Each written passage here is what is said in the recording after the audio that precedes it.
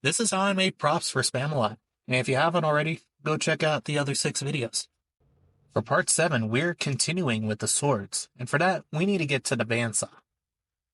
Of course, I had to plug it in to make sure everything still works. If I'm being honest, I'd consider myself a very resourceful cosplayer. Just not the most organized. Like here, for example, I had to get creative in cutting out the swords. I'm not a skilled woodworker, and I thought I was doing a pretty decent job. Everything was working up until the second to last cut. That's where it all went wrong.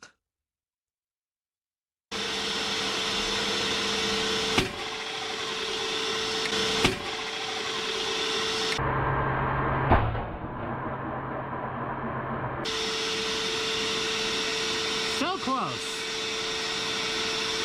Yeah, the blade broke, which caught me off guard, but it wasn't surprising. I had one cut to make, so I decided to take it out with my drill press. Though the camera didn't like that idea. With the bandsaw broken, I had to get a replacement part before I could continue. Luckily, it was just the blades. The hilts and the pommels would have had to come later anyway.